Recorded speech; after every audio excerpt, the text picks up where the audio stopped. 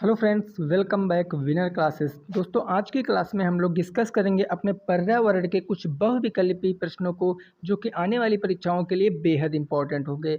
तो दोस्तों, वीडियो को पूरा अंत तक वॉच करना। वीडियो पसंद आएगी, ये गारंटी है। और ऐसे वीडियो की करते हैं शुरुआत और देखते हैं पहला प्रश्न है हमारा। पहला प्रश्न कह रहा है कि निम्नलिखित में से कौन सर्वभक्षी जीव है। निम्नलिखित में से कौन सर्वभक्षी जीव है। चीता है, शेर है, चील है या फिर गाय है।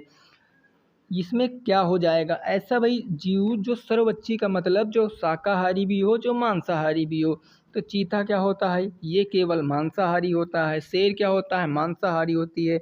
और गाय क्या होती है? शाकाहारी होती है। तो बचा क्या दोस्तों? आपका चील बचा। तो चील आपका बिल्कुल राइट जवाब हो जाएगा, यानी ऑप्शन नंबर सी क्या हो जाएगा? बिल्कुल करेक्ट हो जाएगा। चील आपका राइट आंसर।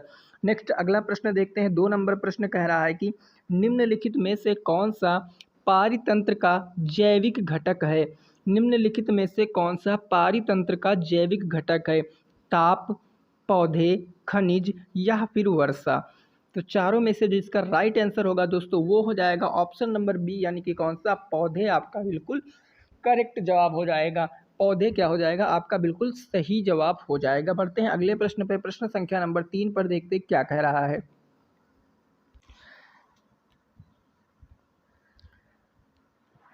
प्रश्न संख्या नंबर 3 दोस्तों कह रहा है कि जीवाश्म ईंधन के दहन में कौन सी गैस पैदा होती है। कौन सी गैस नहीं पैदा होती है? जीवाश्म ईंधन के दहन से कौन सी गैस नहीं पैदा होती है? Carbon dioxide, sulphur dioxide, oxygen या फिर कार्बन मोनोडाइऑक्साइड। ये भाई इंपॉर्टेंट है। इसमें आपको पता ही है कि इसमें क्या हो जाएगा भाई। जब हम किसी चीज़ को दहन करते हैं, जलाते हैं, तो उसमें से ऑक्सीजन गैस नहीं पैदा होती है, बाकी सभी गैसें पैदा हो सकती हैं। ठीक है ना। नेक्स्ट अगला क्वेश्चन है 4 नंबर। पौधों को वर्गीकृत किया जाता है। पौधों को वर्गीकृत किया जाता है अपघटकों में, उत्पादकों में, परपोषियों में, यह उपरोक्त सभी। यह उपरोक्त सभी। तो पौधों को किस प्रकार वर्गीकृत किया जाता है? तो दोस्तों, पौधों को उत्पादकों में वर्गीकृत किया जाता है। किसमें? उत्पादकों में वर्गीकृत किया जाता है। अगला प्रश्न हो जाएगा प्रश्न संख्या नंबर 5 कह रहा कौन सा प्राणी मांसाहारी है। कौन सा प्राणी मांसाहारी है? गाय है, बकरी है, हिरण है या फिर मेढक है। मांसाहारी कौन सा है जो केवल मांस खाता है? तो वो हो जाएगा आपका मेढक। मेढक हो जाएगा। मेढक का दोस्तों वैज्ञानिक नाम रीना टिग्रीना होता है। ठीक है ना। मेढक का जो बॉटिकल नेम होता है, जो वैज्ञानिक नेम होता है, वो होता है रीना टिग्रीना। अगला प्रश्न है प्रश्न संख्या नंबर 6 कह रहा है कौन सा जीव शाकाहारी है। कौन सा जीव शाकाहारी है? टिड्डा है, जूं है, खटमल है या फिर सांप है। कौन सा हो जाएगा? इसमें राइट आंसर वो आपको बताना है कि 6 नंबर का राइट आंसर क्या होगा। वो होगा दोस्तों आपका टिड्डा। टिड्डा क्या करता है कि हमारे पौधों को खाता है। ठीक है ना। चलिए अगला प्रश्न है हमारा 7 नंबर कह रहा कौन सा मानव निर्मित परितंत्र नहीं है। कौन सा मानव निर्मित परितंत्र नहीं है? उद्यान, खेत, एक्वेरियम या फिर वन। या फिर वन। तो इसमें से दोस्तों राइट आंसर क्या हो जाएगा? 7 नंबर का फटाफट से बताएंगे सभी साथी। तो जितने भी साथी वन के साइड जा रहे हैं वो बिल्कुल राइट हो जाएगा। जो मानव निर्मित परितंत्र नहीं है वो वन है। भाई उद्यान क्या करता है? मनुष्य बनाता है। खेत क्या है? वो भी मनुष्य बनाता है। वनों को काट कर आजकल खेत बन रहे हैं। ठीक है ना। चलो अगला नेक्स्ट प्रश्न है हमारा 8 नंबर कह रहा है जैविक व अजैविक पदार्थों की क्रियात्मक इकाई है। जीवमंडल, पारितंत्र, बायोम या जैविक समुदाय। या जैविक समुदाय। तो 8 नंबर का राइट आंसर कौन सा हो जाएगा वो आपको बताना है। तो 8 नंबर का भाई राइट आंसर कौन सा हो जाएगा? वो हो जाएगा आपका पारितंत्र। पारितंत्र बिल्कुल करेक्ट जवाब हो जाएगा 8 नंबर प्रश्न का। नेक्स्ट अगला प्रश्न देखते हैं 9 नंबर। यह कह रहा है निम्न में से कौन पारितंत्र का अजैव घटक नहीं है। निम्न में से कौन पारितंत्र का अजैव घटक नहीं है? वायु, ताप, पौधे या फिर वर्षा। तो 9 नंबर का फटाफट से सभी साथी बताएंगे क्या राइट आंसर हो जाएगा। क्वेश्चन नंबर 9 का सही जवाब क्या हो जाएगा दोस्तों? वो हो जाएगा आपका पौधा। क्या हो जाएगा? पौधा आपका बिल्कुल करेक्ट जवाब हो जाएगा। क्लियर ना दोस्तों।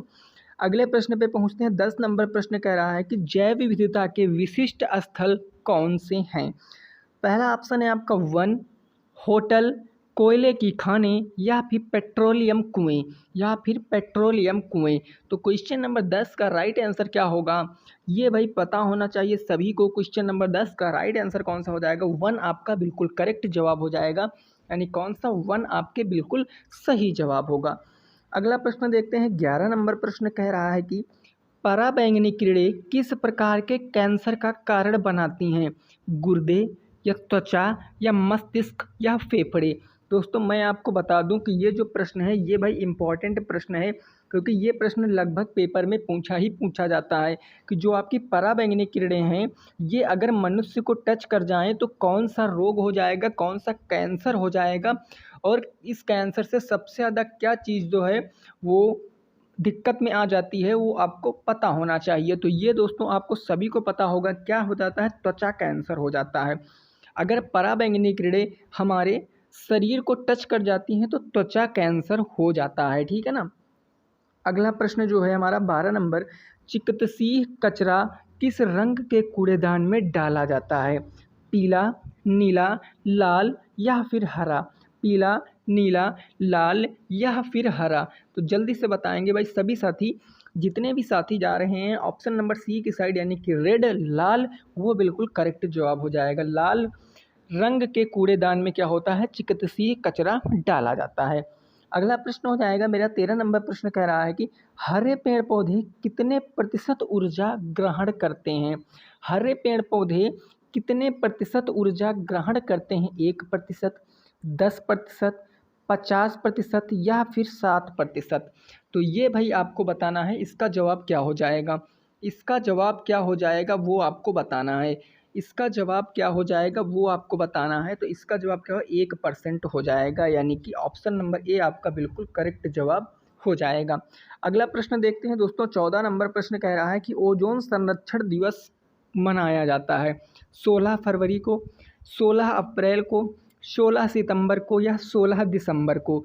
देखिए यहाँ पर दोस्तों कन्फ्यूज़न बहुत ज़्यादा हो सकती है, क्योंकि डेट जो है वो सारी सेम है, केवल मंथ आपके चेंज हैं।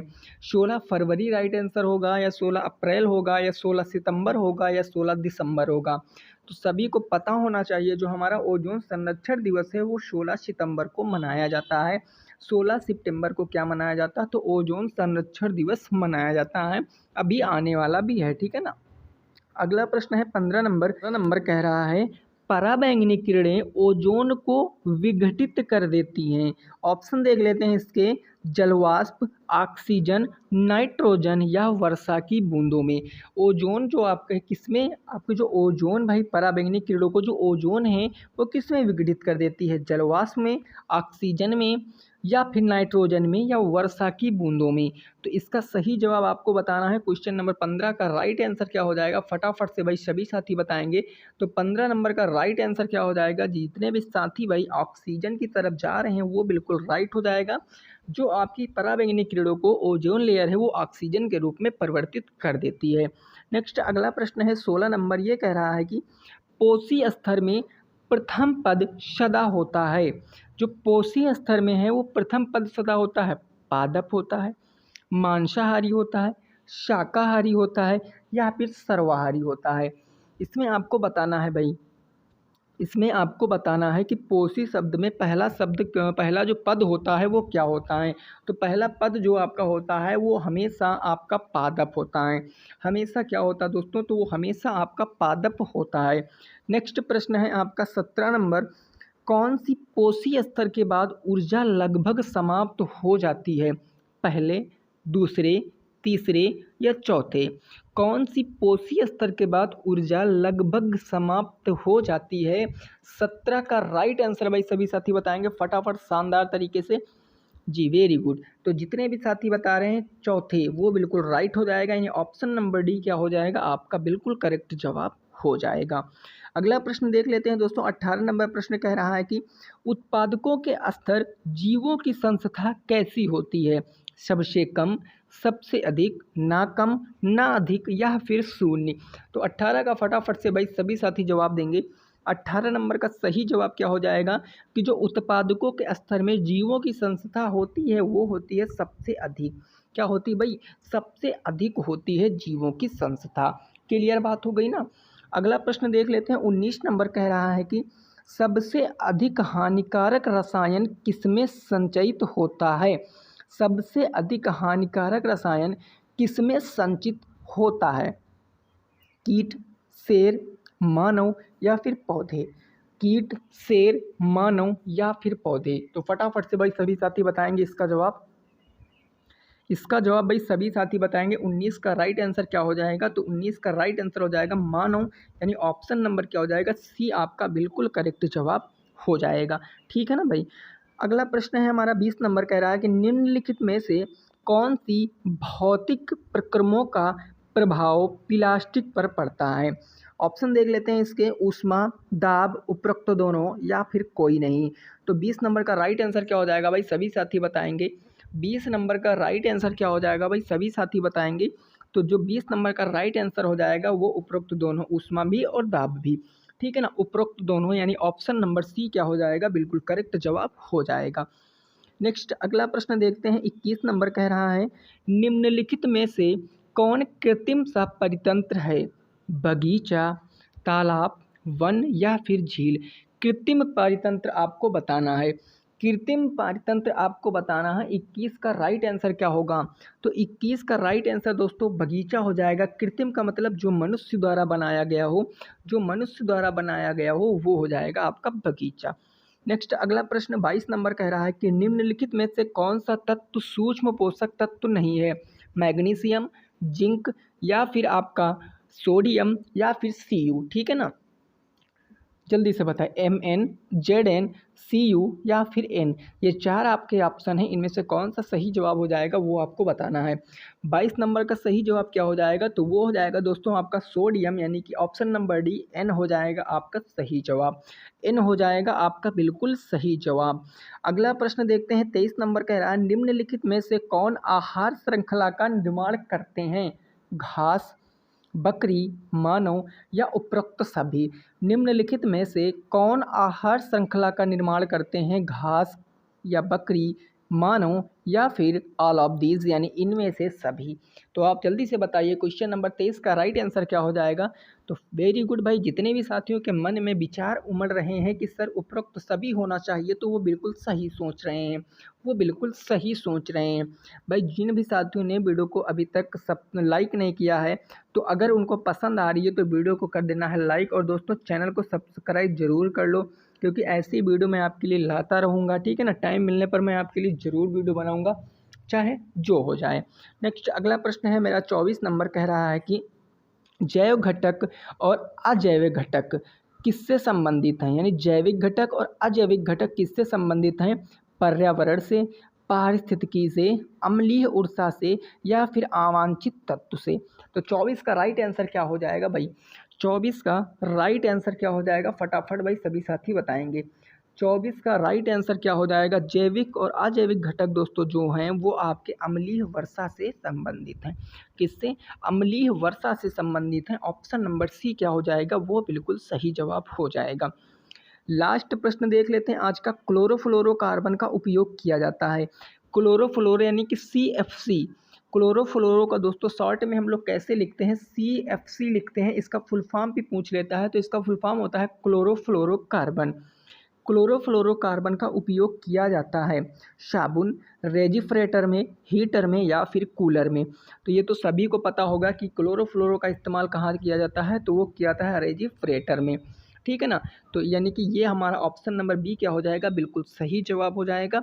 दोस्तों ये जो PDF है आपको ये टेलीग्राम पे मिल जाएगी। हाई-फाई स्टडी 94 करके टेलीग्राम चैनल है।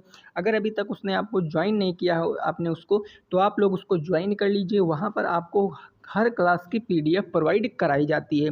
वीडियो को दोस्तों लाइक कर देना, चैनल को सब्सक्राइब कर लेंगे। मिलेंगे ऐसे ही नए नेक्स्ट वीडियो के साथ, तब तक के लिए सभी साथियों को जय हिंद, जय भारत और वंदे मातरम।